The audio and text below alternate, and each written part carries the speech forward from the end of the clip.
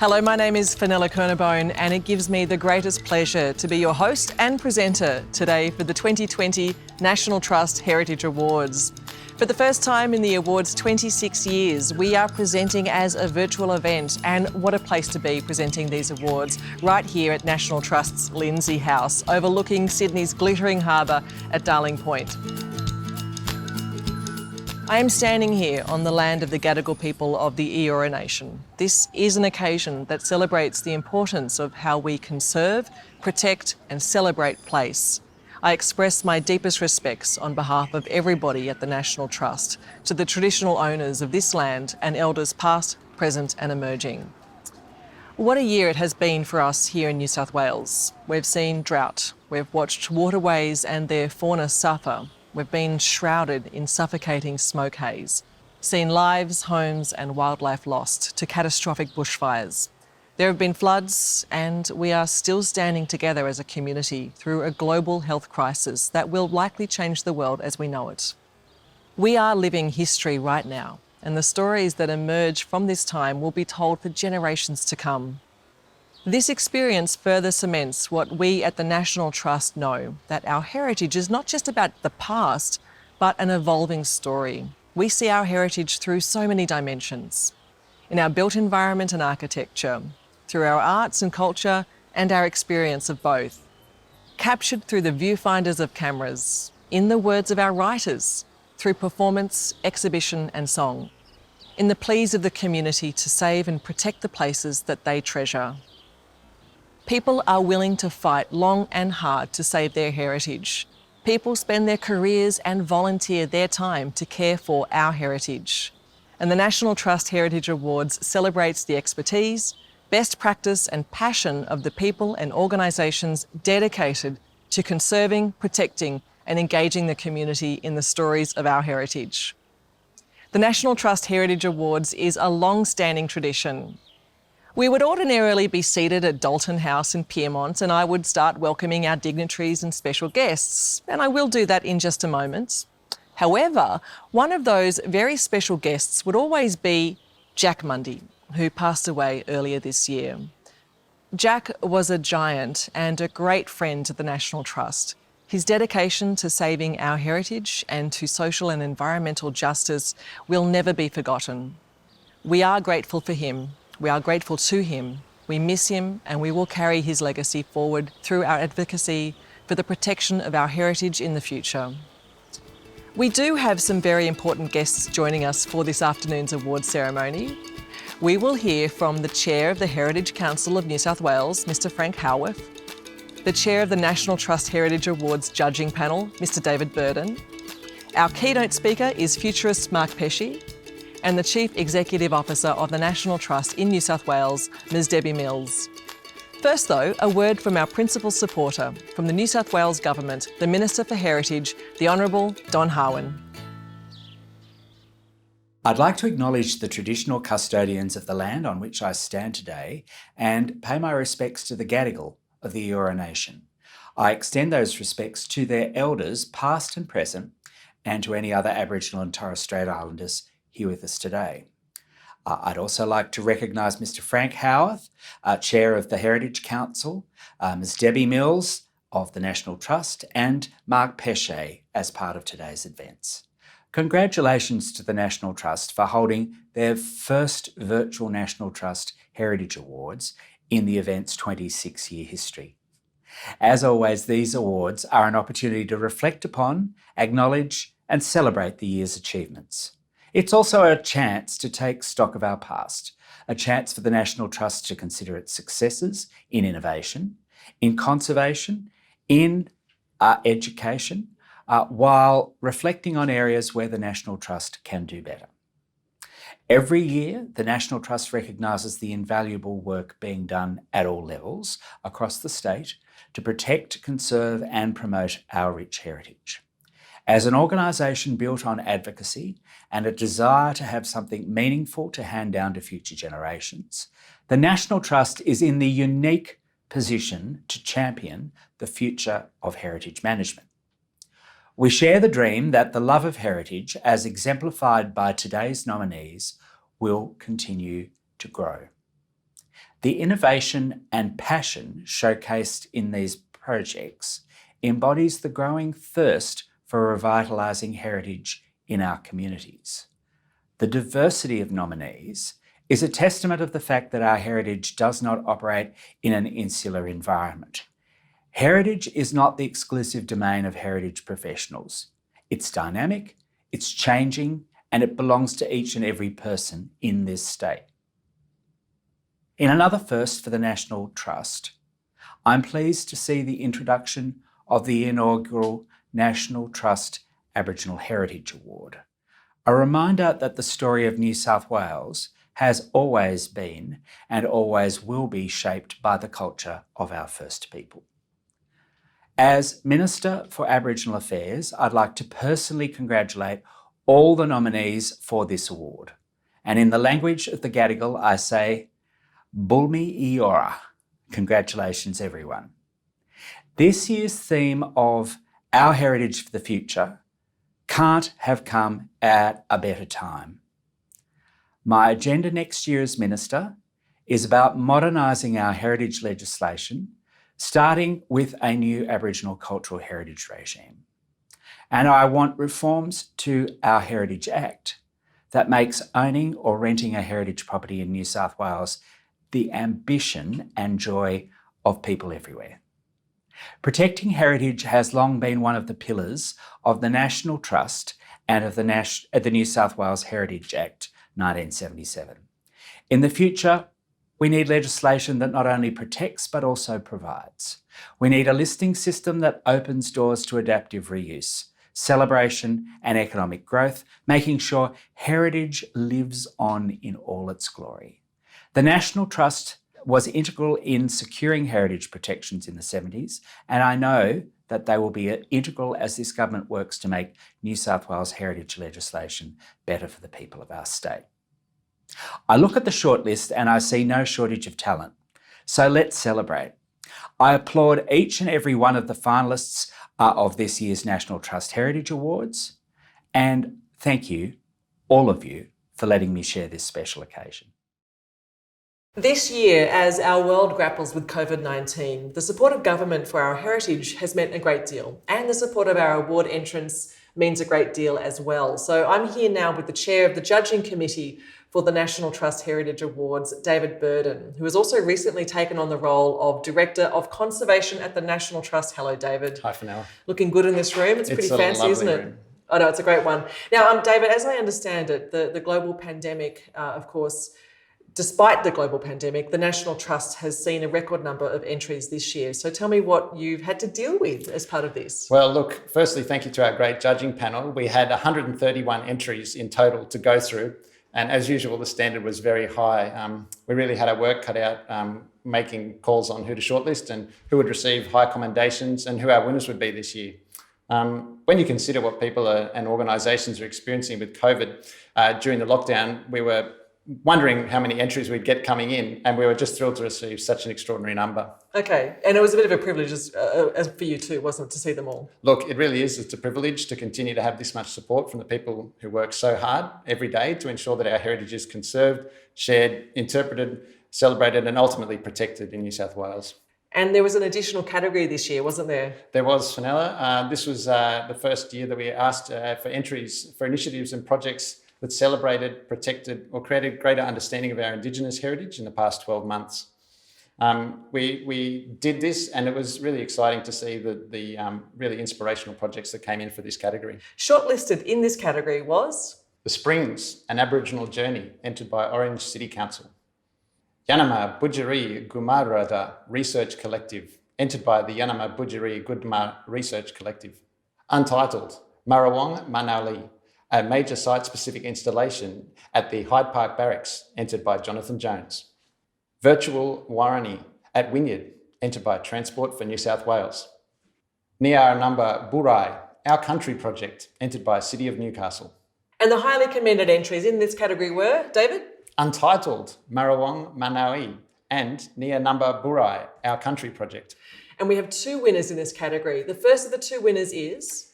The Springs, an Aboriginal Journey. Congratulations. Fantastic. The judges acknowledged the value of this regional partnership project that reconnects the town with its history. Thank you very much to the National Trust Heritage and for bestowing this award on the Orange Local Aboriginal Land Council in collaboration with the Orange City Council for the Aboriginal project called The Springs.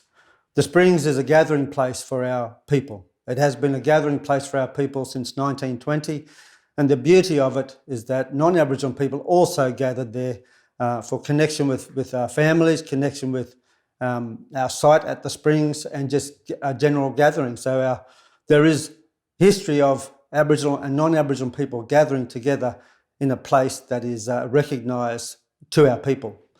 We are honoured that this award will allow us to promote the Springs in a broader category to our people, not just Aboriginal people, but non-Aboriginal people in Orange.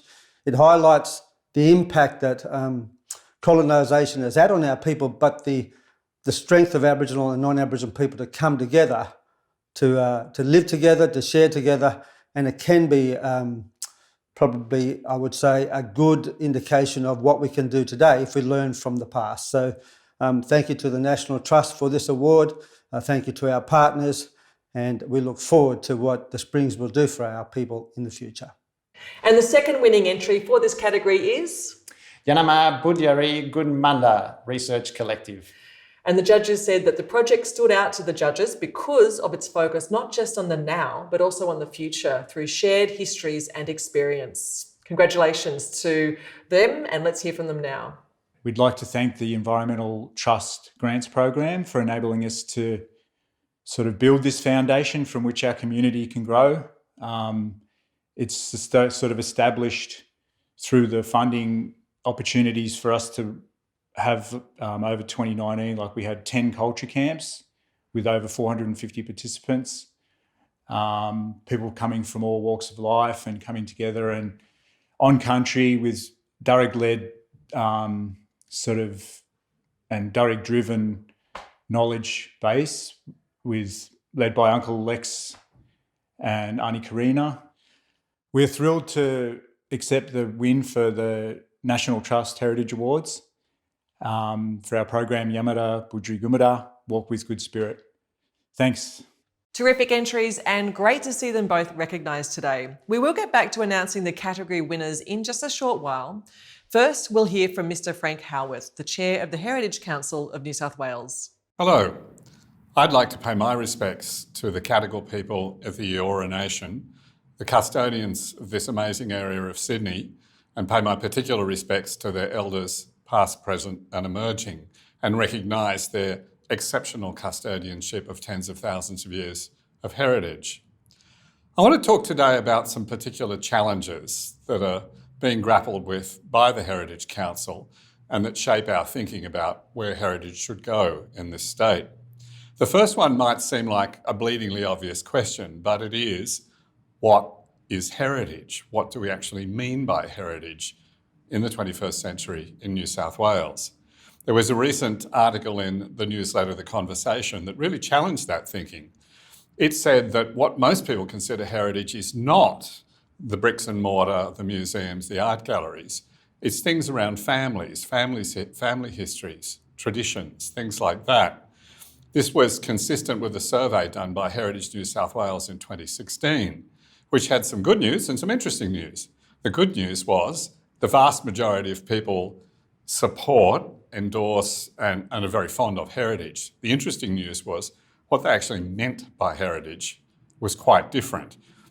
As a sweeping generalisation, if you're from an Anglo background, you're more likely to value the bricks and mortar, the stuff that our current legislation is framed around. But if you're not, you're much more likely to value traditions, rituals, festivals and events, less tangible things. And that leads on to another one of the challenges we're thinking about. Let's call that less tangible stuff living heritage. Our current legislation is not framed around living heritage, it's very bricks and mortar focused. But there are significant elements of living heritage that continue to shape our lives. Two very different examples. One, surf lifesaving. It's had a huge impact on the life of people along coastal New South Wales and indeed coastal Australia, and continues to evolve as our culture evolves.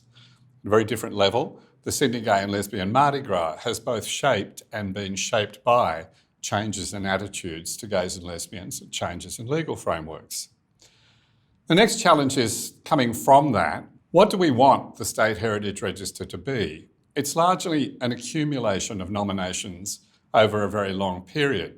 But if it were a museum or a gallery collection, we'd actively curate it. We'd go looking for balance and how we achieve that.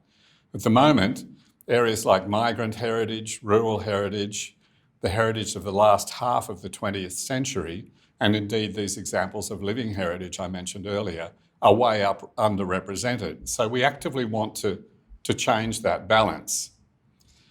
Another challenge we're looking at, again related, is how we balance conservation of heritage with the needs of 21st century living. A surprisingly large number of owners of potential heritage listed properties are opposed to listing. And one of the key reasons they're opposed is because they fear they will lose the ability to change their place once it's listed. It'll get frozen in some, usually past time. We have some sympathy with that concern. If we were in New York, their heritage framework says that if you have a private dwelling, your private interior that's not seen by the public is yours to do with as you wish. If your building is public or the exteriors, then the protection is quite strong. Another challenge that faces all of us is climate change. We risk losing many coastal elements of heritage, things like Aboriginal middens, coastal buildings, places. Through sea level rise, we risk the sort of damage that occurred during the bushfires last year to build heritage and heritage landscapes, and in particular to Aboriginal cultural heritage in those landscapes. The Council is very keen to work with the owners of heritage properties and the wider community to see what we can do to mitigate the impacts of climate change. All in all, there's a lot that we're thinking about, but as custodians of the state's heritage, it's really important to us. Finally, I'd like to recognise the National Trust for its ongoing work as both custodians of much of the state's heritage and champions of that heritage. I'd also like to recognise Don Harwin, our Minister responsible for heritage. Don is a passionate and enthusiastic supporter of history and heritage, and it's a great pleasure to work with a Minister who's so engaged. And very finally, I want to recognise the National Trust Heritage Award winners this year. I don't yet know who they are, but they will be wonderful, and I want to recognise them. Thank you. Thank you, Mr. Howarth. Great to hear from you today. Well, the past year has certainly presented us with challenges, and if digital transformation and innovations in how we experience, celebrate and bring our heritage to life through multimedia and virtual channels weren't in consideration, they certainly would be now. Every object has a history. Every object can tell a story when given a voice. The technology of augmented reality weaves object, place and story into a narrative, giving the world a new digital depth, allowing our world, with all of its history, to speak for itself. More than either annotation or curation, this marriage of information and space offers a persistent, ubiquitous and surprisingly nuanced frame for heritage. To speak with us all about this is Futurist Mark Pesce. G'day, Mark Pesce here. It is my pleasure to be talking to the National Trust this morning. We're going to be talking about some of the ways we change our understanding of place as we enter a new era of augmented reality. Because, in fact, what it does is it fundamentally touches on the work of organizations like the National Trust. Let's take a look at how we actually do that work today. So recently, I took a walk down George Street, and as I did, I looked for memorial plaques that were on the buildings. Why do we place a memorial plaque on a building? Because what we're trying to do is we're trying to affix some information to a space, information to a building that wouldn't normally be revealed by the presence of the building itself. So it's a form of metadata.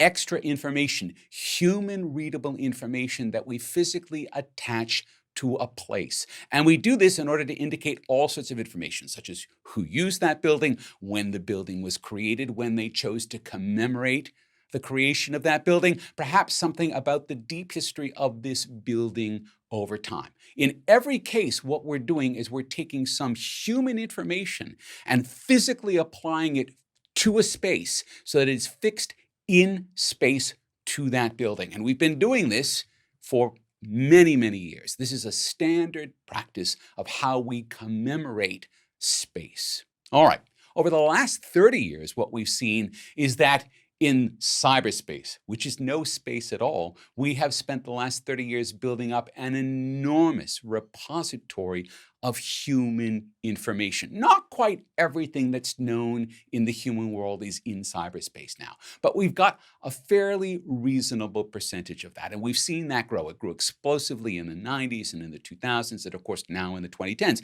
And in fact, there's so much information in cyberspace now. Our problem is not access to information, but rather being able to determine the reliability of any information that is presenting itself to us as factual. So the hyper-informative environment that we have now presents us with some paradoxes, which is that it is possible to be too informed about something so that one is just poorly informed about it. But we now have this intense pressure coming from all of the information that has been piled into this cyberspace. Now, the thing about cyberspace is not attached to a place at all. It floats freely. It kind of exists inside of our heads. It exists on the networks. It exists somewhere out there on the cloud, but it doesn't really exist in place. It is not situated at all. But now we're starting to see a brand new technology that actually allows us to situate human information in space. This technology is known as augmented reality. And I don't really want to talk about the specifics of how you implement the technology, because that will change over time. I want to talk about the two specific qualities of this technology. This technology allows us to situate information in space. That's one half of the technology. The other half of the technology is anything that allows you to make that information that has been situated in space visible. Now, in this example, what you're seeing is they've situated a painting, I believe, by Da Vinci in space with this person, so that if you're looking through the device, in this case a smartphone, you can see the Da Vinci that has been situated on the wall next to the person. That isn't actually true in reality, but in augmented reality, this information, this painting, has been situated in that space. So this is the basic operation of augmented reality, is situating data, information in a particular space, and then making that data visible. All right. We're going to be doing this at scale. Over the next decade to 15 years, basically the entire world and every facet of the world will now be annotated, all of the spaces. So you can start at the city level, as you would in Sydney. How would you annotate all of the space that is Sydney? And of course, we see this already happening in maps. But now you start to drill down, you might be doing it to a neighborhood. For example, the Rocks. How would you annotate the Rocks, which is the most historical part of Sydney? There's an enormous amount of information, of data, of metadata, of history that is available here. How do we apply it to this place? And then you go down to the level of a street. This is Argyll. How do you apply that information to a street itself? How do you make that information visible? How do you make it meaningful? How do you make it historically accurate? And then we come down to the level of a building. This is the Argyll stores. And interestingly, there's already metadata for the Argyll stores. If you go onto Wikipedia, you can find there's a Wikipedia entry that will tell you everything you want to know about the Argyll stores. But that metadata, that Wikipedia entry, is not applied in place. It is not available just by having a presence at the building. You have to go into Wikipedia, into human cyberspace, which is not located. You have to find it and you have to pull it out.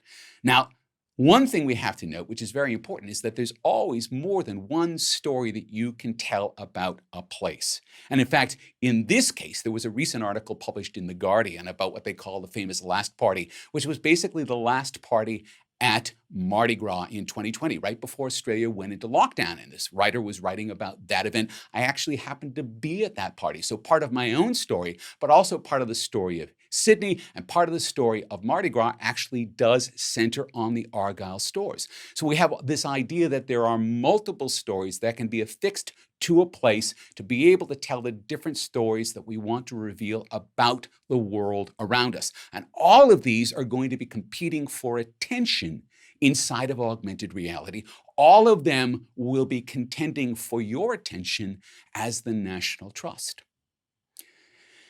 Now, If you want to know where we are with the technology is advancing incredibly rapidly. Last year, Microsoft introduced the second version of their HoloLens. It looks a lot like an industrial visor. It costs several $1,000s. It's very effective, but it's basically aimed at commercial uses. Just a year later, we saw Facebook introduce Project Aria. This is the first prototype of what they expect will be a consumer wearable set of glasses. So you put these glasses on, and then wherever you look around, it will reveal the data that has been situated in space around you. By the end of this decade, these spectacles, these augmented reality spectacles, will be nearly as common as smartphones are today. That means most people walking around most of the time will be available to an augmented reality environment, which means the kind of information that we're situating in augmented reality becomes very important because there will be a demand for it. But not just a demand for it, people will be using that information to situate themselves within the stories that we tell ourselves about the world that we live in. And this comes to really a very central feature, and really the question that I want to put to you today as the National Trust. A story helps us understand the space that we're in. And so we always have to ask ourselves, who is telling that story, why they're telling that story, who they're telling that story to. Because these stories tell us where we've come from, they tell us where we're going, they tell us who we are, they tell us what we've done, and they tell us what we should do in the future. So this ability to write space, to inscribe metadata in place is incredibly important. And not just incredibly important, it's incredibly contentious because the way we tell stories and who we tell these stories to has always been fought over. And so you will see many parties with many agendas coming and contending for telling their stories. Now, the National Trust holds the history of the nation, the history of Australia. That is its responsibility. And so you have to think carefully about whether you'll let people write in a particular space that is controlled by the National Trust and the kinds of stories that you will let them portray. This is going to be a major feature of the world that's coming through augmented reality. We can't even see it yet, but that world is already here.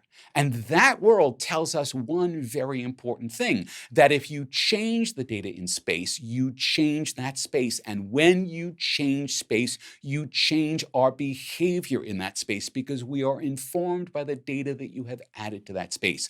Changing space changes us. And so as we move into this era of augmented reality, think carefully about the stories you want to tell, how you want to tell them, who you're telling them to, and why. Thank you very much. Thank you, Mark Pesce. Fantastic to hear from you. Thanks for your time. Now that we have that vision of the future, let's celebrate the projects that have taken a heritage site and given it a new life for the future. We're going to announce the winners of the adaptive reuse category. I really love these projects. This is where wonderful heritage spaces have been repurposed in a way that is sympathetic to the heritage landscape's integrity and structure. And here's our shortlist. The Signal Box Pavilion, entered by Derive Architecture and Design. Level 5 Ballarat House, entered by Hill Thallis Architecture. Installation of passenger lift, Hyde Park Barracks, entered by Sydney Living Museums. Chelmsford Hall, 6 Montague Street, Balmain, entered by Mike Macaulay Architects. Marrickville Library and Community Hub, entered by Inner West Council. Bathurst Railway Museum, entered by Bathurst Regional Council. Bulli Railway Guesthouse Restoration, entered by Resin Brewing. NPWS Sydney Harbour Cottages Short Stay Accommodation, entered by National Parks and Wildlife Service. Dixon Warehouse, 1 Lewis Street, Mudgee, entered by Planned Environment Proprietary Limited Architects. Revi C, entered by Design 5 Architects. The Bushels Building, Havas Village, entered by Weir Phillips Heritage and Planning. And now let's find out the results. The highly commended entries in this category were Chelmsford Hall, the Signal Box Pavilion, and installation of passenger lift at Hyde Park Barracks. And we have 2 winners in this category. The first winner is Marrickville Library and Community Hub. Congratulations. Here's what the judges had to say. They were impressed that the transformation didn't just create a library, a beautiful and lively space was also created which the community instantly utilised. The Marrickville Library and Pavilion project has really breathed new life into a group of redundant and derelict buildings, the former Marrickville Hospital. The library comprises the refurbished hospital buildings, a new building and public open space that invites people in, invites the whole community in to share in the experience of this place. The hospital buildings have been carefully restored and allow the people visiting the site to experience the wonderful ward spaces, the big wide hospital verandas. They get to look out over Marrickville but also into the library. We are so thrilled to win this award from the National Trust. It's been a big project, a big team effort to get this far. We'd really like to thank all our partners in this project. So GML has been involved with Inner West Council since the beginning of the project, but we have worked with many people along the way, including the people at Council. We've worked with BVN, the design architects for the new building. We've worked with Mirvac and the builders CD Construction. And I'd just like to say thank you to everybody and congratulations to everybody for their efforts. It's bringing this project together. Congratulations to the first winner in this category, the Inner West Council. The second winner in this category is Budyari Railway Guesthouse Restoration. The judges were aware of the extraordinary conservation effort of this project and how challenging it was to bring this building back to life due to the extensive interior damage that has now been artfully restored. Let's now hear from Resin Brewing. We are very excited to receive this award for the restoration and adaptive use of the Budyari Railway Guesthouse. The guesthouse is a very important part of our local history. It was built in 1887 and opened with the arrival of the South Coast Railway line. The original owners of the guesthouse, Sarah and Roger Hurd, even served a meal to the Governor-General on the inaugural train, with the Governor-General later stopping the train at Budyari to thank them. It operated as a guesthouse and then a private residence until 2006, at which point it was purchased by a developer who applied to demolish it to provide access to a new supermarket. The community mobilised and rallied against the destruction of the guesthouse, and thankfully Wollongong Council refused the demolition application. However, the guesthouse was boarded up, and for the next 12 years it was inhabited by squatters, local youth and termites, all of whom did substantial damage to the building. There were several arson attempts, the building was heavily vandalised. However, the worst damage was done by the termites. It was the worst our pest inspector had ever seen, and he recommended that the building be condemned. But we had fallen in love with the guesthouse and were committed to saving it. Condemning it was never an option for us. We removed every piece of timber from the building, assessed it for termite damage, reused what we could, and then sourced recycled timber to replace damaged timber. We removed lead paint and crumbling render to expose the beautiful Budyari bricks underneath. We stripped the paint and graffiti back on the outside, and our bricklayers repaired the broken fireplace arches and repointed the mortar. Interestingly, while the floors were lifted, we surveyed the ground underneath the building and did not find a single nail, broken brick, or any other building materials, no doubt reflecting the relative value of building material compared to labour at the time. We did, however, find 2 horseshoes placed under the front door of the building. We think they were probably placed there for good luck. Since opening, we have had many people come into Resin Brewing who once lived in the house. The descendants of the house are always given a grand tour, and very few leave with dry eyes. Such is their happiness to see the building restored. There are so many people who I'd like to thank, particularly our architect and heritage consultant, Jeff Borse, our builder, Mark Tarasenko of Eastbourne Builders, my business partner, Brendan Dowd, and our wives, Natalie and Belinda, for all the work they have done and their constant support. I'd particularly like to thank Wollongong Council's planning staff and their heritage officers, Joel and Carly, for their support, dedication to local heritage, and assistance in making this project come to life. Lastly, and most importantly, I would like to thank the local community. If it wasn't for the activism of the community, the guest house would have been demolished and a unique part of our heritage lost forever. The tireless work of the community has enabled the tradition of hospitality to continue, and once again the public are able to enjoy the charms of the Budyari Railway Guesthouse. Thank you. Congratulations to Resin Brewing. On to advocacy and the celebration of the groups and individuals who stand as guardians of our heritage. This category recognises the commitment of a community group or an individual who has pursued the protection and conservation of heritage places, items or objects. And our shortlist is the White Cliffs Solar Project, entered by the Project Zone, and the Roxy Theatre Action Group, entered by Roxy Theatre Action Group. And the highly commended entry in this category is the White Cliffs Solar Project. And the winner is Roxy Theatre Action Group. Congratulations to them. The group's effort to save this important Spanish mission-style theatre have been vindicated by recent planning decisions, and its work to date has gone a long way to ensuring this important piece of Parramatta's built heritage can be saved for future generations. Thank you to the National Trust Heritage Award Committee for their support for our project. Parramatta's 2,000-seat Spanish mission-style Roxy Theatre with its magnificent arcaded forecourt was opened in 1930. The Roxy is unique to Australia as a theatre building and is subject to 5 major heritage listings. To be listed on 5 registers makes it a unique, important and irreplaceable heritage building, not only for Parramatta but to the nation. In 2017, the then Trust Parramatta branch president, the late Brian Powyer, was approached by a community member about an impending development application for the Roxy. If you knew Brian Powyer, you would know he was passionate about Parramatta's heritage, and in particular, the Roxy Theatre. But in saying that, he knew that any fight to save Parramatta's heritage also needed to consider the item's use. And so, the Roxy Theatre Action Group was formed with the goal to save the Roxy from overdevelopment and for it to be restored with full stage facilities. The group consisted of the Trust's Parramatta branch representatives, the late Brian Powyer, Les Todd and myself, and interested theatre advocates including John Clark and Robert Fox. From that point forward, the group sought community support and met with local and state government to encourage them to show vision and leadership to acquire and restore the Roxy. By 2018, the owner had sought to part demolish and erect a 33-storey tower cantilevered over the Roxy.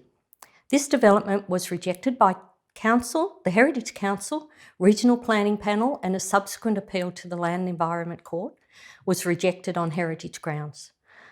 The Roxy Theatre Action Group participated in these legal steps. More recently, the Council has limited development on the site to 18 metres in its draft Parramatta CBD planning proposal. The Roxy remains unoccupied and in private ownership, but the group continues to make representations to government to acquire this iconic theatre and return it as a world-class venue. We would like to thank the National Trust for this honour and dedicate this award to the memory of Parramatta's great heritage advocate and past president of the National Trust, New South Wales, the late Brian Powyer. Thank you. Moving on to our conservation categories and starting with the conservation of built heritage. These projects celebrate excellence in the field of conservation of our built heritage. These projects can be major capital works of significant public buildings, cemeteries, industrial sites or churches, to name just but a few possibilities. And here are the shortlisted projects. Lyndhurst, a conservation project and labour of love, entered by Digby and Johan McNeil. Moyne Farm Cemetery, entered by Long Blackledge Architects. Old Dromana Grain Silo, entered by New South Wales National Parks and Wildlife Service. Hunter Tafe Facade Conservation, entered by Public Works Advisory. Leichhardt Town Hall, entered by the Inner West Council. Conservation of Pressure Tunnel Shaft Buildings number 14 and 17, entered by Sydney Water. And James Street Bridge, Lithgow Conservation, entered by Sydney Trains. The highly commended entries in this category are Conservation of Pressure Tunnel Shaft, the buildings number 14 and 17, the Hunter Tafe Facade Conservation Project, and Moyne Farm Cemetery. Congratulations. As you can see from the length of this not so short list in this category, the judges were pretty overwhelmed with the high standard, so they've awarded not one, not two, but 3 winners. The first winner is the Old Dramana grain silo. The judges said that they loved this excellent example of getting the basics done to stop further deterioration. This project demonstrates the practice and the value of the Borough Charter. We'll cross to the New South Wales National Parks and Wildlife Service now. I'm absolutely delighted to accept this prestigious award on behalf of New South Wales National Parks and Wildlife Service, and particularly the team from Barwon Area Northern Inland Branch, Mike Spinase and Martin Linehan, who manage the Gumada State Conservation Area, where the Old Dramana grain silo is located, and who supported and ran this conservation project. When I first inspected the timber grain silo, I was awestruck for two reasons. The first reason was that I had never seen a grain silo of this design, and I was really impressed by the careful way it was constructed. It was so well jointed and braced using the available materials to keep it solid and upright. And the second reason was that the timber stumps upon which it sat were leaning precariously at about 45 degrees, almost to the point of no return, and I wasn't sure that they could go much further without us losing the structure. The grain silo has been assessed as being of state significance due to its high degree of rarity, being a style rarely recorded with no similar structures listed on the New South Wales State Heritage Register. So the purpose of this project was to stabilise the structure by reinstating the stumps into an upright position. In a painstaking process, temporary steel beams were placed underneath the building at regular intervals and gently jacked up to the required elevation. New stumps of the same diameter and type were installed in the original grid pattern so the building could rest back onto the stumps supported in its original position. One test of the success of the project was that the timber doors to the grain bins still functioned after the building was reset onto the new stumps, meaning that the building had remained square. So the works have returned the grain silo to its original height and stability. And we are thrilled that our work has been recognised in these National Trust Heritage Awards up against so many wonderful projects. Thank you to the judging panel of these awards and to the National Trust, whose tireless work in promoting and conserving Australia's heritage through its advocacy work and its custodianship of heritage places and objects makes so much difference to our heritage. Congratulations. The second winning project is the Leichhardt Town Hall. The judges said that the reconstruction of the grand windows, which were lost in the 1950s, were of particular note for the judging panel.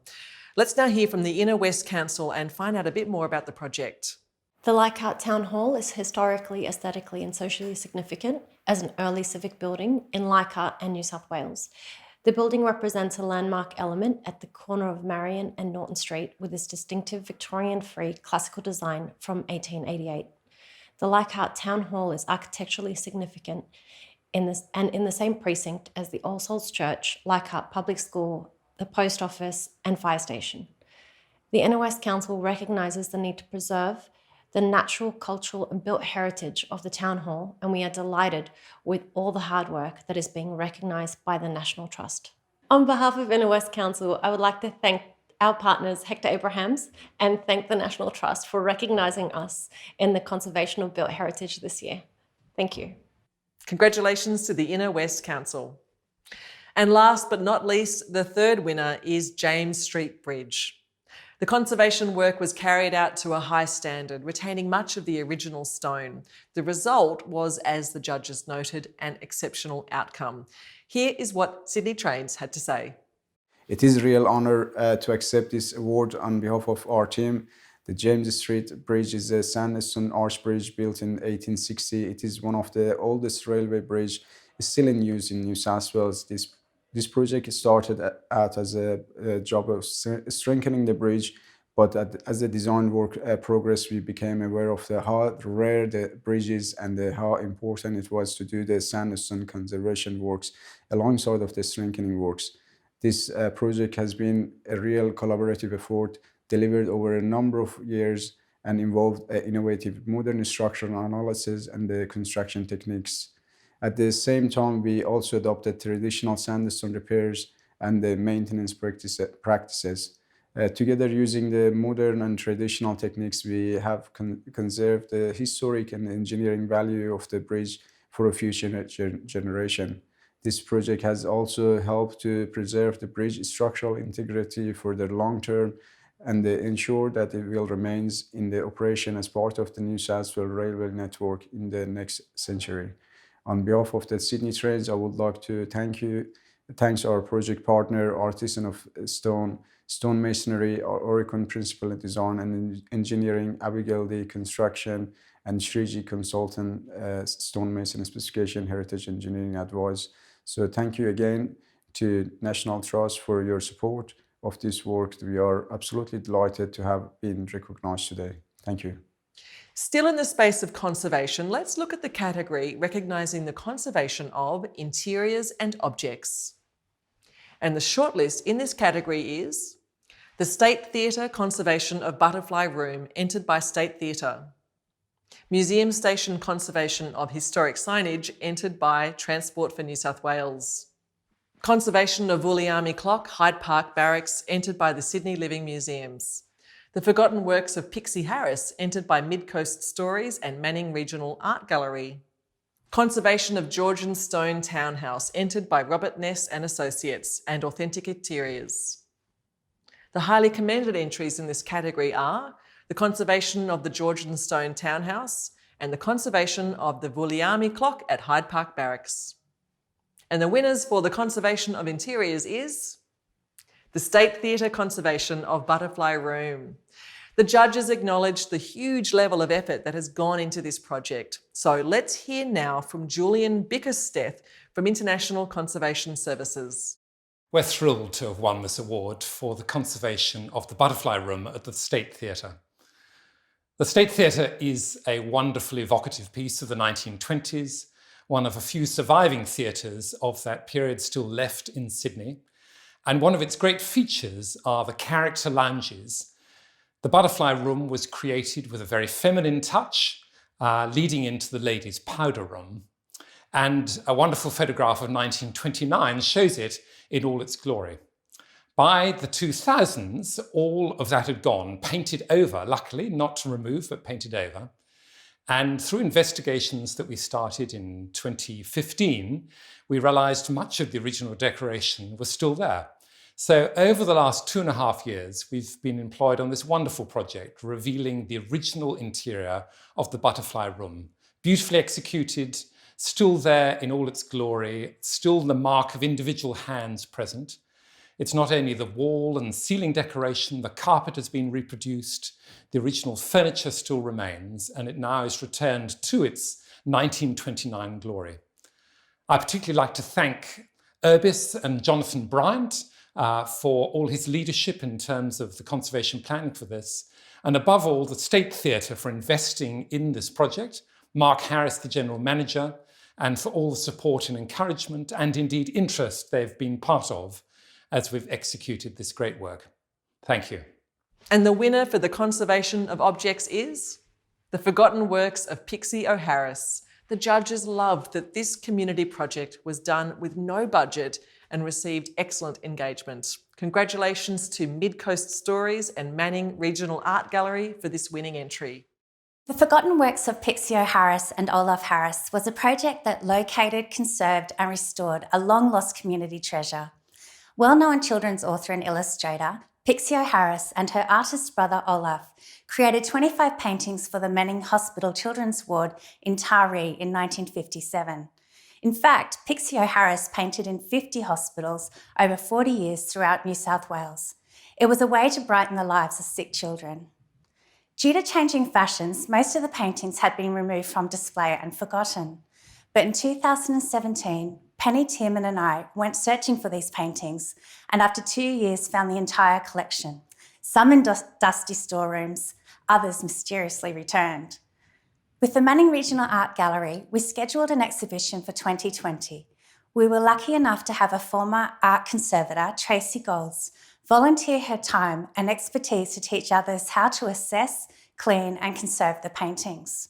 The exhibition attracted national media attention and not only reawakened memories, but introduced this artist to a new audience. It proved to be one of the most popular exhibitions ever held at the gallery. This project is significant for two reasons. Firstly, the paintings created by this well-loved Australian artist have been saved. Secondly, apart from the resources provided by the art gallery, the exhibition was staged without funding and relied upon the generosity, passion and skills of nearly 60 volunteers. We gratefully accept this award on their behalf. The success of this project has engendered a sense of pride and ownership in all involved, and its effects have reached well beyond our local community. Thank you to the National Trust for supporting these ideals and for being a voice in promoting the positive values of heritage. Your recognition today inspires us to continue, and we hope it inspires other communities to do the same. Thank you. We've celebrated the conservation of buildings and the insides of buildings, so let's take a step outside now and recognise conservation projects that protect our natural, urban and cultural landscapes, including Indigenous places of significance. Our shortlist in this category is Tunks Park Bushland Rehabilitation and Ecological Recovery, entered by North Sydney Council. Mulloon Rehydration Initiative, Stage 1, entered by the Mulloon Institute. The highly commended entry in this category is Tunks Park Bushland Rehabilitation and Ecological Recovery. And the winner is the Mulloon Rehydration Initiative. Congratulations. The judges considered that this was an outstanding project, ensuring the conservation of the environment. And now we're going to hear more about it from the Mulloon Institute CEO, CAROLYN Hall. The Mulloon Rehydration Initiative is a significant example of agriculture and the environment working in unison across an entire catchment to create a more resilient, biodiverse and profitable landscape. This project spans 1,000 hectares across 3 neighbouring properties with a focus on creek repair and erosion control, using small interventions to slow and filter water, preventing further erosion and beginning to rebuild the soil. It forms part of a broader catchment scale project where the Mulloon Institute is working with 20 farmers across 20,000 hectares to restore landscape function and introduce regenerative farming approaches. The project has been acknowledged by the United Nations Sustainable Development Solutions Network as one of 5 projects globally that demonstrates how bringing degraded landscapes back to life can also benefit agriculture. The Mulloon Institute is working to repair Mulloon Creek, which has been severely eroded. The creek has been fenced, leaky weirs have been installed, and thousands of native plants have been planted. By doing this, we have slowed the water flow and rehydrated the floodplain, allowing the riparian area to return to a series of wetlands that are now full of life and biodiversity. The floodplain has been reconnected with the creek and can once again function like a sponge, storing water, growing more pasture and crops, and ensuring Mulloon Creek has water even during dry times. All of this is helping to rebuild the landscape's resilience to drought, bushfire, and even flood. We are overjoyed this project has been awarded a National Trust Heritage Award. This helps us to raise the profile of our work, and we aim to use the Mulloon Rehydration Initiative as a model to repair and restore catchments across Australia. Continuing the tradition of heritage through innovative new design approaches and the development of spaces is a challenge. Done without sympathy to heritage, it's a tragedy. Done well, the community benefits from beautiful design that holds true to a sense of place. Fortunately, we are celebrating the latter today with these 2 shortlisted projects. The Marrickville Library, entered by BVN, and the Yalamundi Rooms, Sydney Opera House, entered by the Sydney Opera House. The highly commended entry in this category is the Marrickville Library, which means the winner is the Yalamundi Rooms. Congratulations. The judges said that they recognised and built upon what the architect originally intended in terms of design and colour. So let's now hear from the Sydney Opera House.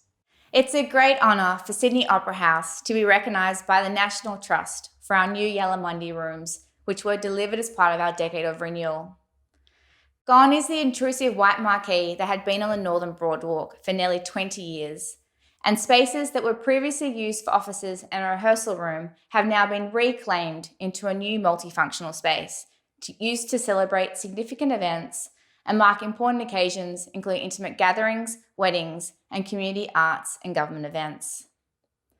This project is significant for so many reasons, not least of which was achieving a key conservation outcome of removing the marquee and allowing us to restore the building's original facade and the relationship between the building and its setting. It also allowed us to realise Utzon's vision for this space to be open to the public with its close connection to the Northern Broadwalk and Harbour.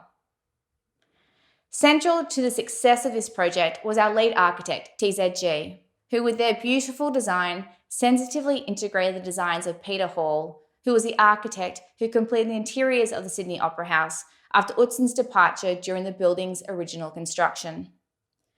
TZG retained Hall's signature ceiling wobblies and conserved the original terrazzo flooring. And at the same time, TZG also continued Utzon and Hall's tradition of the use of bold colours in the venues through the use of a strong blue colour located on the movable doors that form the back wall of the Yalamundi rooms.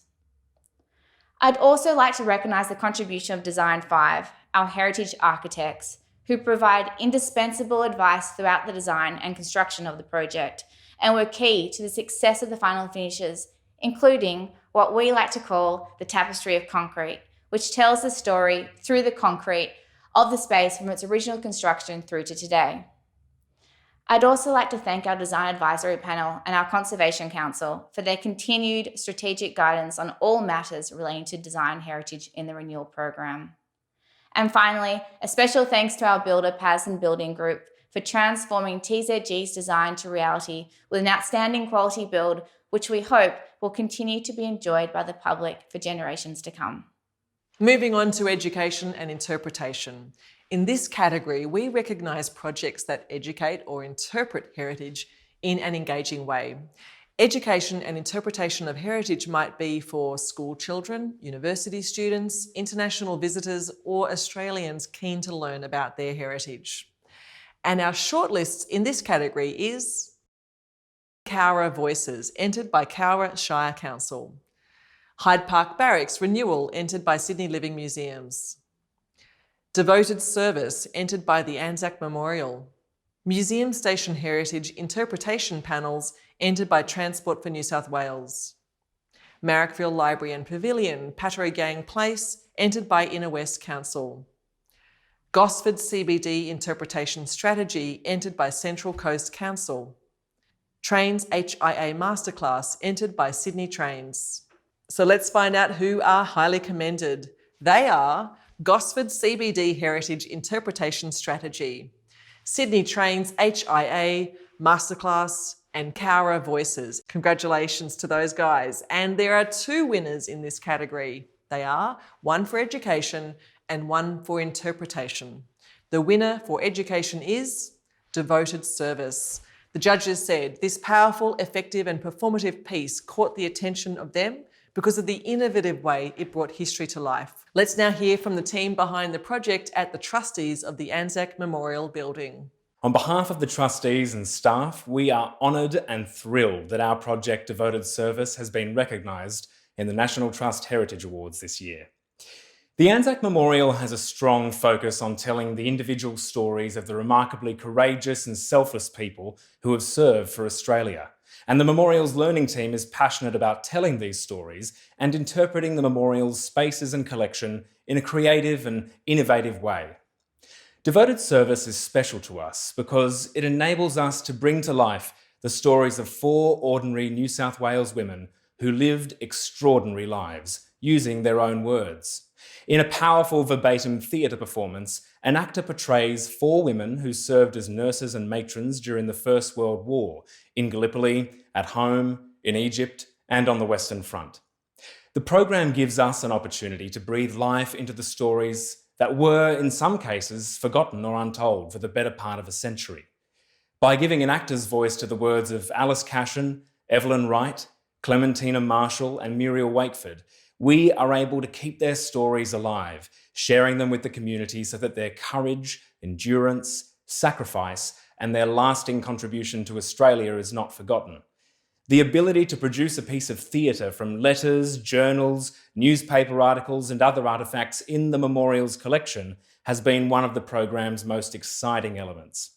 On behalf of the trustees of the Anzac Memorial Building, it is a privilege to be recognised in these highly prestigious awards. To have our work acknowledged by our peers in the industry and members of the public is truly an honour, so thank you very much. Congratulations to the trustees of the Anzac Memorial Building. And now to our second winner, which is for interpretation. And the gong goes to the Marrickville Library and Pavilion. The National Trust Heritage Awards judges noted in particular the beautiful integration with space and the excellent presentation of objects in this project. So let's now hear from the Inner West Council. It's so great to be formally recognised for the education and interpretation category. There has been a number of people that have been involved in this project, from the great public artists to the signage consultants, and especially to everybody that has contributed to the stories that are in the Marrickville Library and the old hospital site. We had great fun recognising all of the fabulous people that have done great things towards storytelling, towards Marrickville's history, the history of the area, and how we can recognise them in the building. And it is the most satisfying thing to be at work and seeing someone look in and walk into the library and they see a great big public art, and then they go up and we see them reading it and taking photos and experiencing the heritage. So we're just so happy, and this is really an award for the community. Thanks. Next up is Heritage Events, Exhibitions and Tours.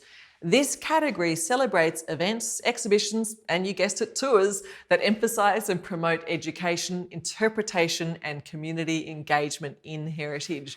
The category is particularly important because it often engages with a wide number of ages, including our younger generations and people from all walks of life across Australia and from overseas. And so to our shortlist, and I promise you we have quite a list for you. Here we go. Streets of Our Town, entered by Newcastle Libraries. Glebe Society Community Celebrations, entered by the Glebe Society. The Queen's Album Exhibition, entered by the New South Wales State Archives. The Stranger's Guide, entered by the City of Sydney Council. History and Heritage Program 2019, entered by Inner West Council Library and History. John Coburn Tapestries Exhibition, entered by the Sydney Opera House. Fort Street Tours app, entered by Fort Street High School. Virtual Tour of Parramatta Park, entered by Parramatta Park Trust with the City of Parramatta and Google Expeditions. Shine, shining a light on the rich heritage and museums of the Mid-North Coast, entered by Arts Mid-North Coast. Collaborative Student CMPs, entered by Sydney Trains. We opened the line in 1979, the Eastern Suburb Railway turns 40, entered by Sydney Trains. And now to our highly commended entries in this category. And they are John Coburn Tapestries, Shine, and the Glebe Society Community Celebration. Congratulations. And we have 2 winners in this category. One's for events and one's for tours. The winning event is We Opened the Line in 79, the Eastern Suburb Railway turns 40. The judges said that they considered that this was an outstanding and an exemplary event that was really well attended. Let's hear now from Sydney Trains. On behalf of Sydney Trains and our partners, I would like to thank the National Trust for recognising this event. The Eastern Suburbs Railway was officially opened in 1979 after nearly a century of debate and planning. The line ran from Central to Bondi Junction, and the architectural vision for the new stations was highly modern and broke from the mould of traditional station design. So in this ESR 40th anniversary in 2019, it gave us a fantastic opportunity to celebrate our modern railway history and to capture the living memory of those who were involved in the ESR's construction and opening.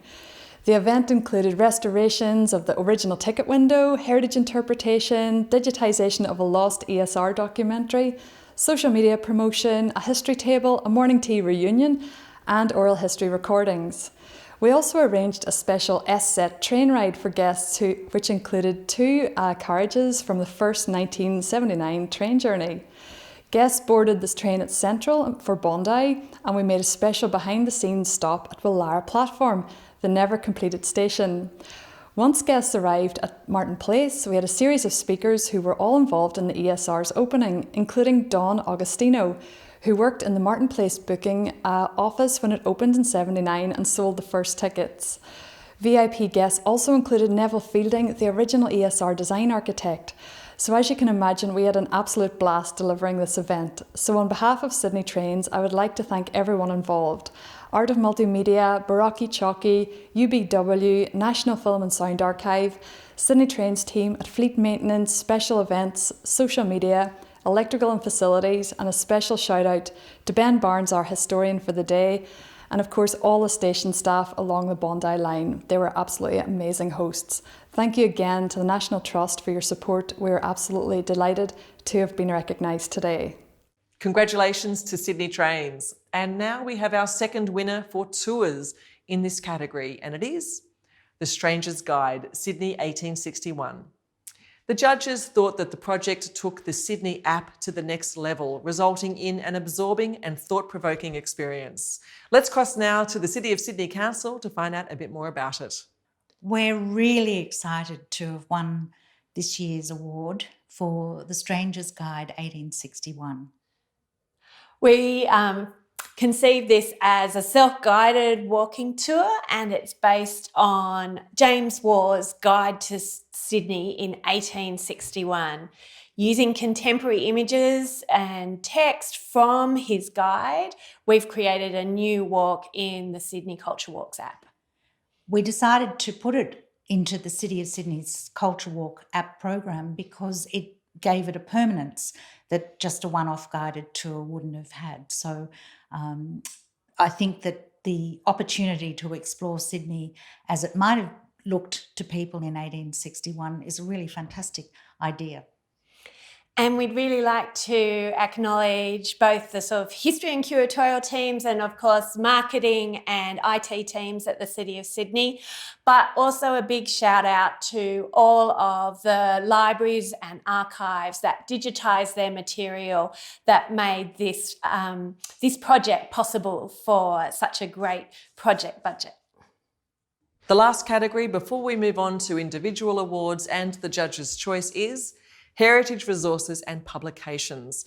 This category is for any resource that promotes the conservation of our heritage, and it may include publications, research websites, videos, archaeological resources, heritage guidelines, fact sheets, field guides, and also heritage studies, both in print and online. So it's quite a range of projects. So let's have a look at the shortlisted projects. Redeveloping the New South Wales War Memorials Register, entered by the New South Wales Office for Veterans Affairs. Timber Trust Bridge Book, entered by Transport for New South Wales. Australian Art Deco Hotels, entered by Jeffrey Goddard. St Clair Villa Publication, entered by Peter Freeman. Heritage of Hunters Hill, entered by Hunters Hill Trust. Australia Modern, Architecture, Landscape and Design, 1925 to 1975, entered by Thames and Hudson Australia. The highly commended entries in this category are Australian Art Deco Hotels and Redeveloping the New South Wales War Memorials Register. Congratulations. And we have one winner in this category for resources and one for publications. The winning resource is the Timber Truss Bridge Book. The judges said, this very useful and well-written book is also available as a free online resource, making it accessible to all. And they particularly liked the inclusion of many bridges that have been demolished over time. We're going to hear from the winners, Transport for New South Wales, to find out a bit more about this project. I'm delighted to receive the award for the Timber Truss Bridge Book on behalf of Transport for New South Wales. This book represents a celebration of timber truss bridges with a particular focus on the bridges of New South Wales. The book provides a rare and comprehensive examination of timber truss bridges with a focus on things such as the development of the truss, the people who built them, the people who designed them, and also the challenges that we face in maintaining them into the future. There's a number of people that should be acknowledged for this project. In particular, the editor, Lenore Colthart, who provided amazing energy and enthusiasm for the project. There's also two other people who contributed who are sadly no longer with us. Ian Jack from the Royal Australian Historical Society and Ray Wedgwood, who was a founding member of the RMS Heritage Committee, both of whom passed away soon after the release of the book. But both of them would be absolutely delighted to know that the book's been won a National Trust Award. Thank you. Congratulations.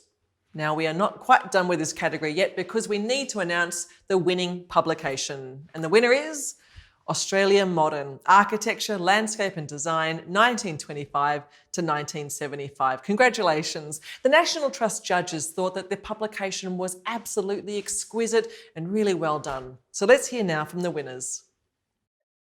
This book, Australia Modern, Architecture, Landscape and Design, 1925 to 1975, is a really significant contribution to recording modern architecture in Australia. It's essentially 50 years of modernism. And we look across the country at major sites, major buildings, major landscapes, and we've asked experts from across the country to write about 100 examples, 100 exemplars of modernism in Australian architecture, landscape and design. We've also asked 16 authors to produce essays across various themes like work or housing as well. And really, it's the first time that pictorially and in text, you can get such a fantastic picture of the great story of modernism in Australia. So we're so pleased to be recognised with this award.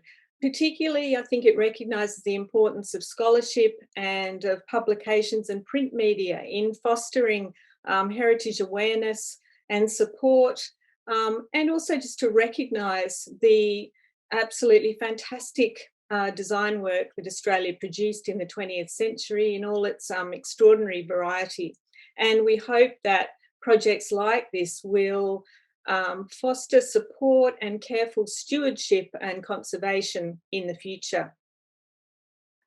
Look, thank you so much for this award. Really, we need to recognise that this was an extraordinary collaborative effort.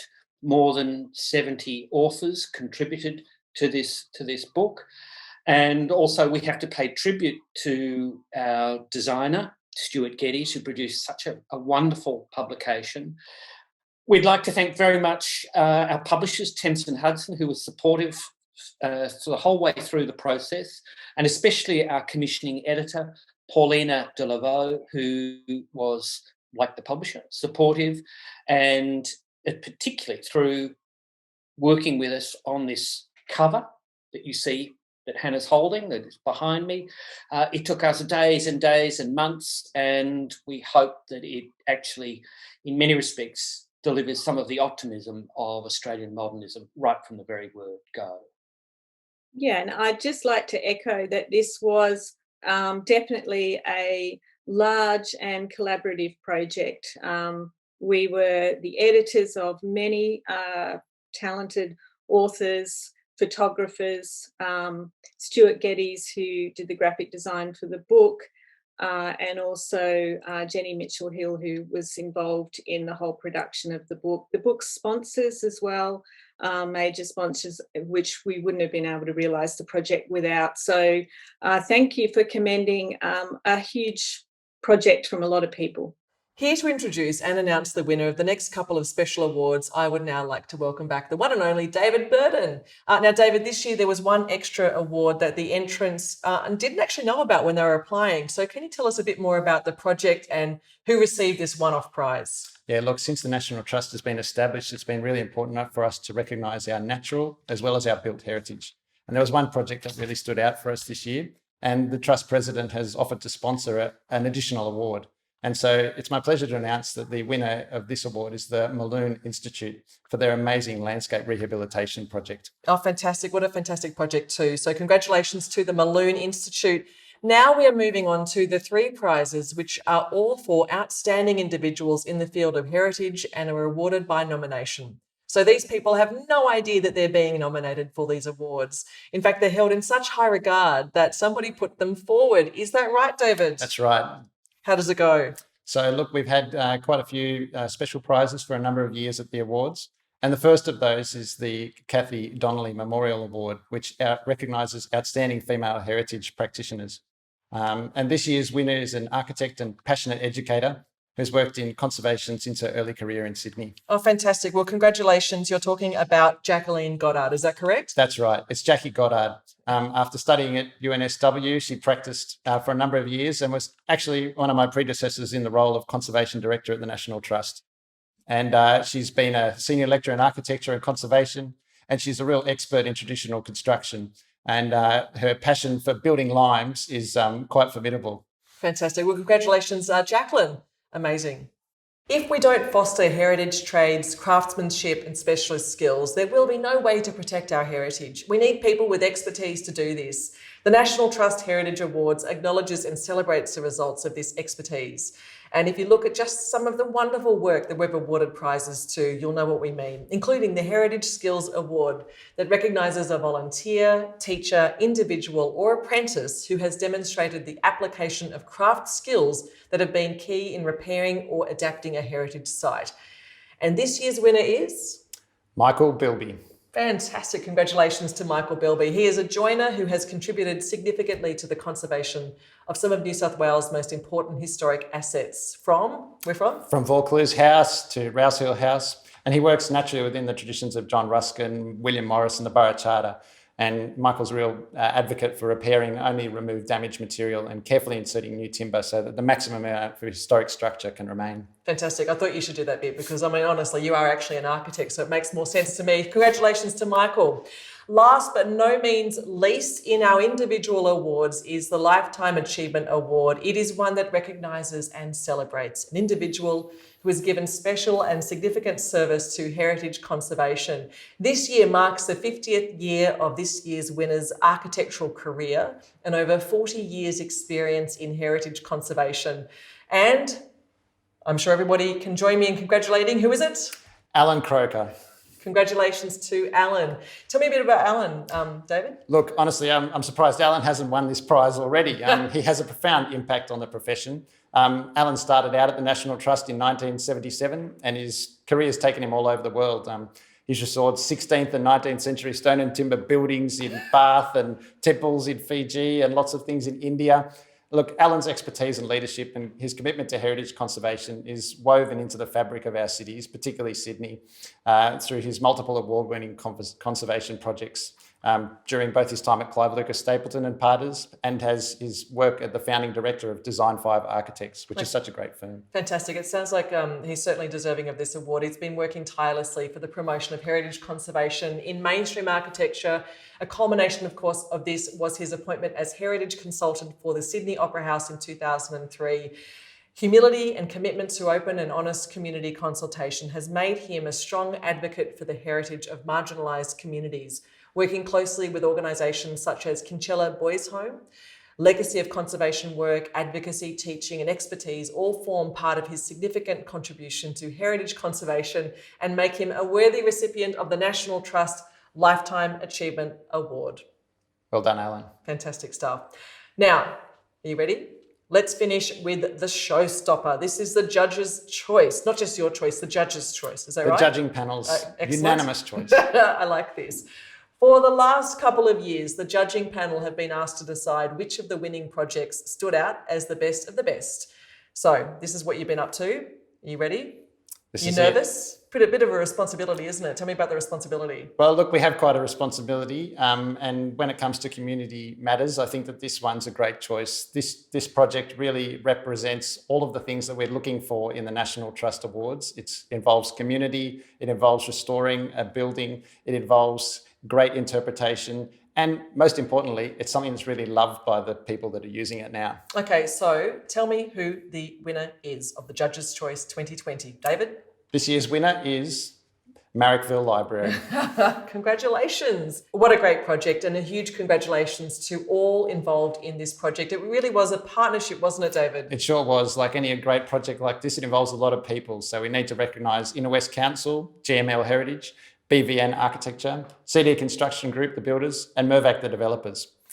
And so now we're going to be hearing from the winning team. Well, thank you, Fenella, and thank you to the National Trust for this award. I'm Darcy Byrne, I'm the Mayor of the Inner West, and I'm here at the visually stunning, award-winning Marrickville Library. We're very proud of the fact that through this library we've created a new town square for the people of Marrickville, and the people are voting with their feet. We've had so many thousands of people each and every day coming through here since we opened last year. This has helped to transform Marrickville for the better. And I do want to thank Mirvac and BVN Architects for their outstanding work. This will be a beautiful public institution for many decades to come. Thanks very much. And so that concludes the presentation of all of our winners for the National Trust Heritage Awards for 2020. To close proceedings, I'm delighted to be joined today by the one and only Debbie Mills, the Chief Executive Officer of the National Trust of New South Wales. Hello, Debbie. Thank you, Fenella. What a lineup. It has been a massive lineup this year. There's so much happening in the heritage space, isn't there? There really is, Fenella. It's why I love the National Trust Heritage Awards and why it's one of our most important programs. It reveals just how much our heritage is being cared for. Exactly, and it's been reimagined, Debbie, so that it remains relevant and in use for the next generation, and conserved so that it survives. And it really shows how our heritage stories continue to be told through engaging exhibitions and events, and how incredibly passionate individuals and groups throughout the community continue to protect our heritage, to fight the good fight. That's right. And everyone here at the National Trust, we are so grateful to all of our entrants this year.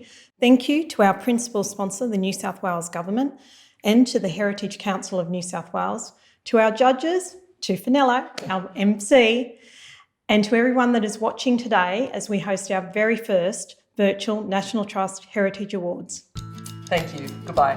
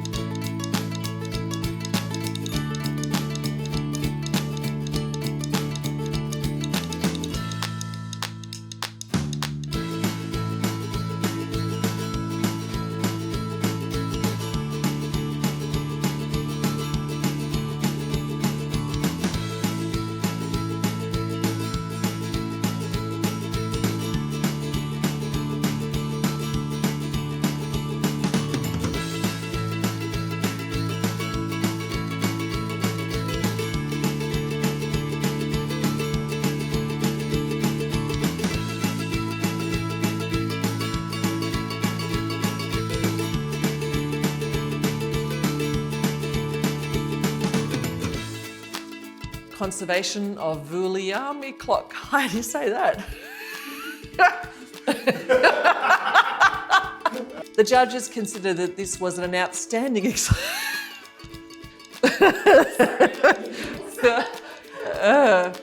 righto. Just getting some energy.